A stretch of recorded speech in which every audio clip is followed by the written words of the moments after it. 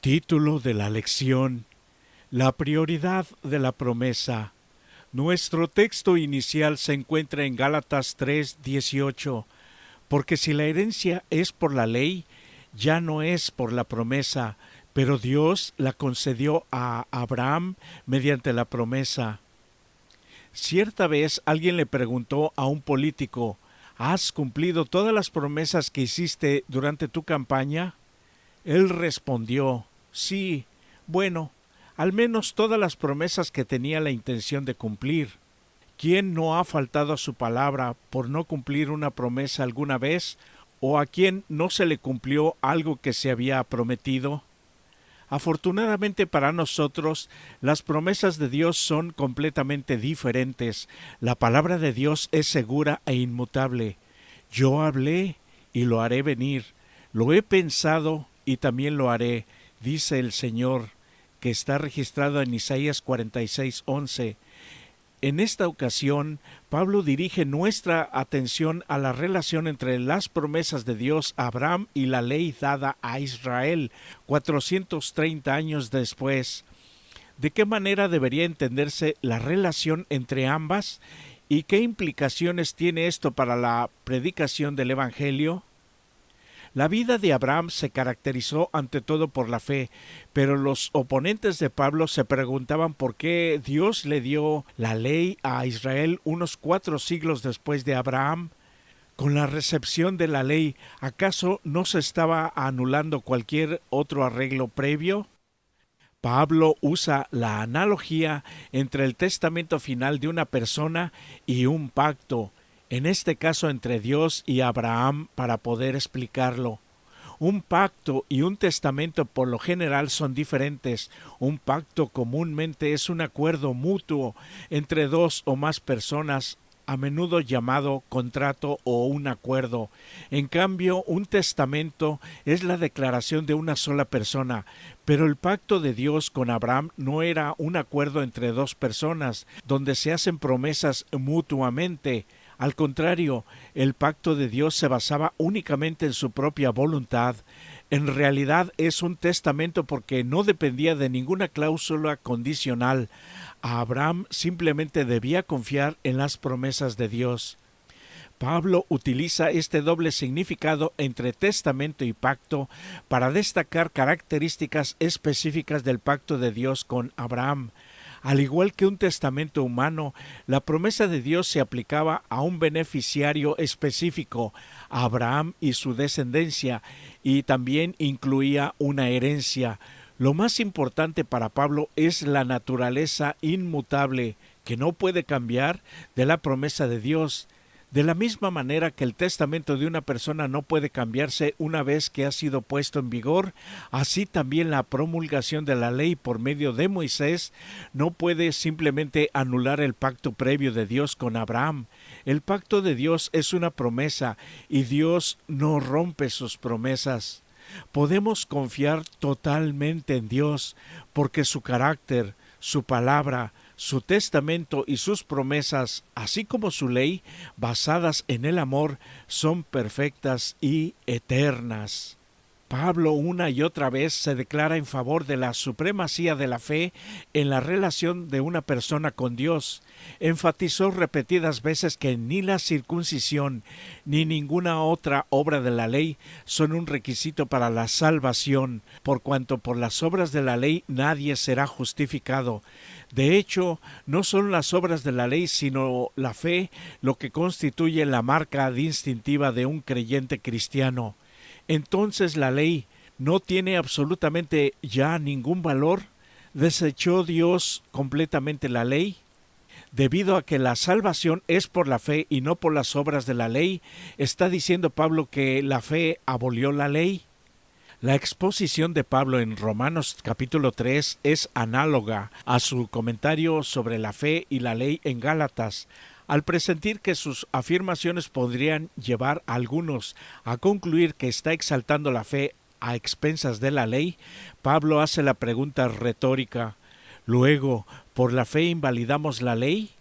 La palabra traducida como invalidar en este texto es catargeo, Pablo utiliza esta palabra con frecuencia y se la puede traducir como hacer nula, abolir, perder su poder o incluso destruir.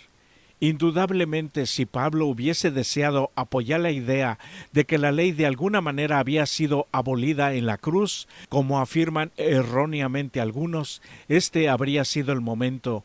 Pero Pablo no solamente niega esa idea con un enfático no, sino también en realidad afirma que su evangelio confirma la ley.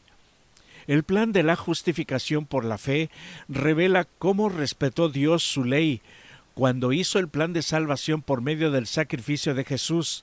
Si la justificación por la fe invalidase la ley, entonces no habría necesidad de la muerte expiatoria de Cristo para liberar al pecador de sus pecados y restablecer su paz con Dios. Además, la fe genuina implica en sí misma una disposición sin reservas a cumplir con la voluntad de Dios mediante una vida de obediencia a su voluntad, a su ley. La fe verdadera, basada en el amor pleno por el Salvador, solo puede conducir a la obediencia.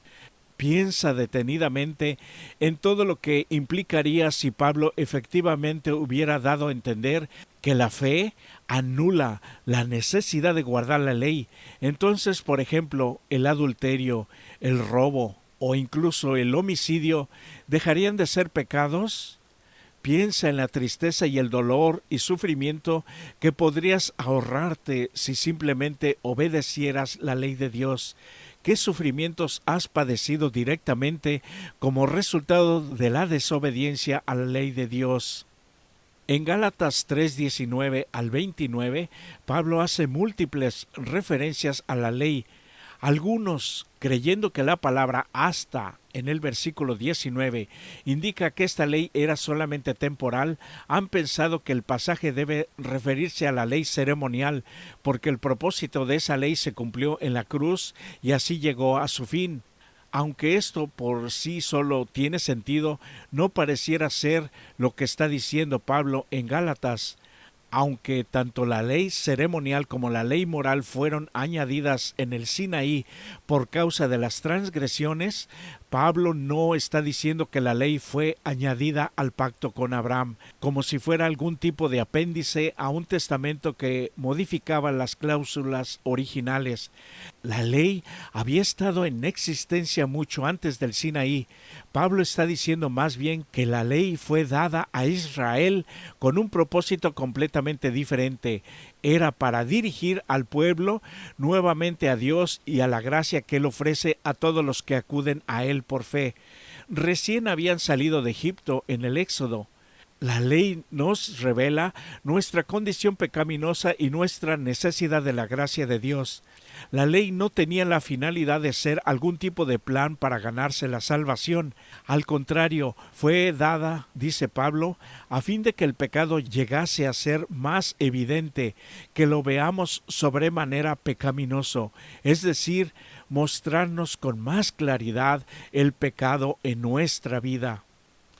Mientras que la ley ceremonial, los sacrificios en el santuario señalaban al Mesías y enfatizaba la santidad y la necesidad de un Salvador, es la ley moral con sus prohibiciones la que revela el pecado, que nos muestra que el pecado no es solamente una parte de nuestra condición natural, sino también efectivamente es una transgresión de la ley de Dios.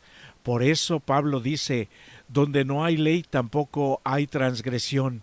La ley actúa como una lupa, como un aumento. La lupa en realidad no aumenta la cantidad de manchas que ensucian una prenda de vestir, pero las hace ver más visibles y revela asimismo las manchas pequeñas que las que se pueden ver a simple vista. Dios no necesitaba revelarle su ley a Abraham con truenos, relámpagos ni con una pena de muerte. Pero a los israelitas fue así porque durante su esclavitud en Egipto habían perdido de vista la grandeza de Dios y sus elevados principios morales. Como resultado debían tomar conciencia de la gravedad de su propia pecaminosidad y de la santidad de la ley de Dios. La revelación en el Sinaí sin duda hizo exactamente eso. Cuando Pablo menciona que la ley fue añadida hasta que viniese la simiente a quien fue hecha la promesa en Gálatas 3, 16, 19, muchos han pensado que este texto denota que la ley dada en el monte Sinaí era solamente temporal, que comenzó su vigencia 400 años después de Abraham y luego quedó sin efecto, fue abolida cuando vino Cristo y murió en la cruz. Sin embargo, esta interpretación es totalmente opuesta con lo que dice Pablo acerca de la ley en la carta a los romanos, así como también en otros pasajes de la Biblia, tales como Mateo capítulo 5 versos 17 al 19. El error que a menudo cometen los lectores en este pasaje es suponer que la palabra hasta siempre implica una duración limitada de tiempo. No es este el caso. En Apocalipsis 2:25 Jesús dice: pero lo que tenéis, retenedlo hasta que yo venga. ¿Quiere decir acaso Jesús que una vez que Él venga ya no necesitaremos mantenernos fieles a Él? El papel de la ley no terminó con la venida de Cristo, continuará señalando el pecado mientras exista la ley. La ley de Dios está basada en Dios mismo, su eternidad y amor, para preservar para siempre la felicidad de sus criaturas. Es la misma ley que quebrantó Satanás en el cielo y produjo el pecado después en la tierra. Lo que Pablo está queriendo decir es que la venida de Cristo marca un punto decisivo en la historia humana. Cristo puede hacer lo que la ley nunca pudo hacer, proveer un remedio verdadero para el pecado, es decir, justificar a los pecadores y, mediante su espíritu, cumplir su ley en ellos. Un milagro por sí mismo nunca te va a convertir. Piensa en lo que sucedió en el Sinaí, en la manifestación tan poderosa del poder de Dios que vieron los israelitas de manera milagrosa, y aún así todo el mal que hicieron después. Me tocó ver el caso de un joven que se accidentó en motocicleta y sobrevivió, pero quedó sentado en silla de ruedas para toda su vida, incapacitado para caminar. Cuando algunos cristianos lo animaron y le hicieron la pregunta de que si hubiera una posibilidad de que Dios lo sanara, ¿seguiría él ahora entonces una vida dedicada a Jesús? El joven agachó la cabeza y dijo: no, no quiero.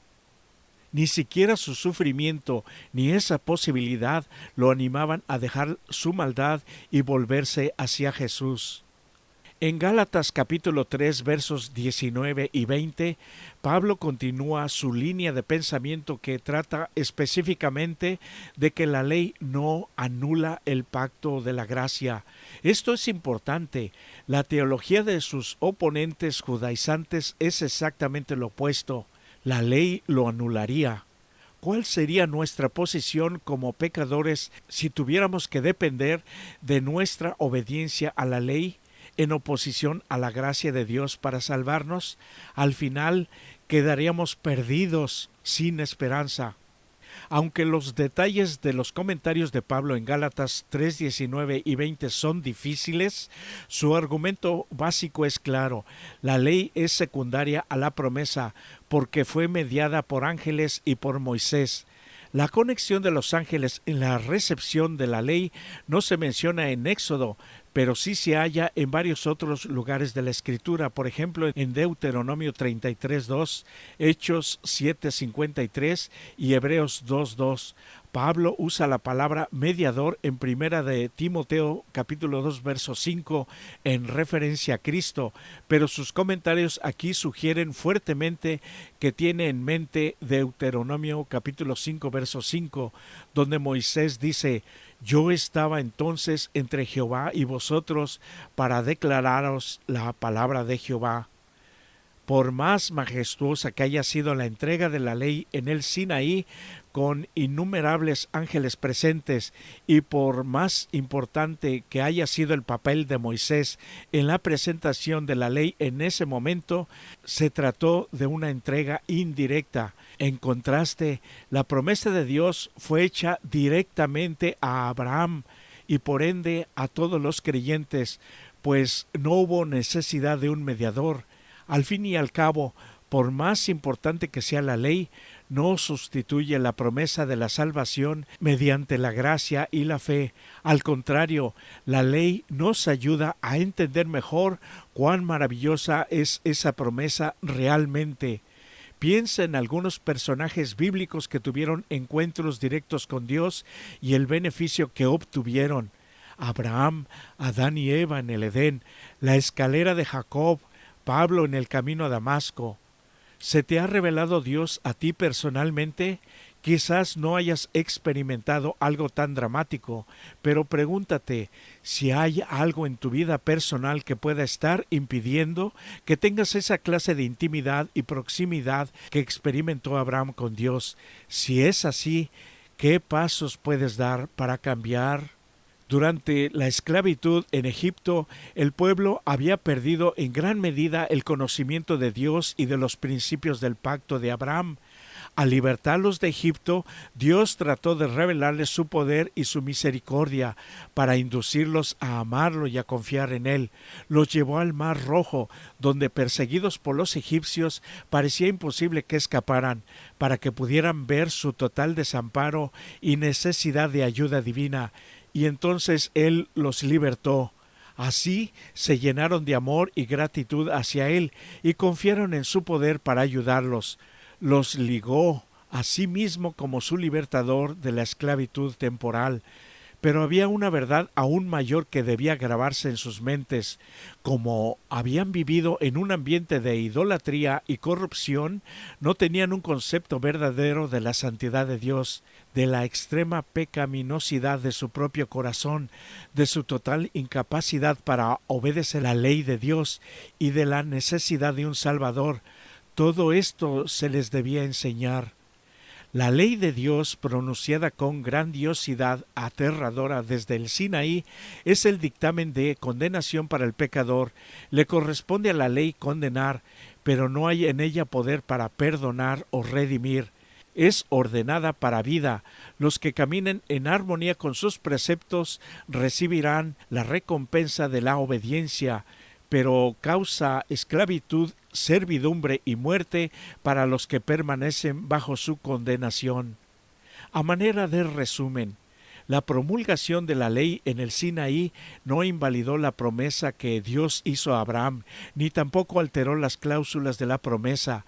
La ley fue dada para que el pueblo pudiera captar la verdadera extensión de su pecaminosidad y reconocer su necesidad de la promesa que Dios le hizo a Abraham y a sus descendientes. Tenemos que aprender a confiar totalmente en las promesas de Dios para nuestra propia vida y seguirlas. Pudiera ser que en este momento Él quiera librarnos de algún tipo de esclavitud que tenemos aún sin saberlo. El estar cerca de Dios trae su luz a la vida y esperanza en un futuro mejor. Por eso hoy es un nuevo día de oportunidad para confiar de veras en su gran amor por nosotros. Dejemos que entre totalmente en nuestra vida y hallará descanso nuestra alma. Que sea Jesús quien te bendiga.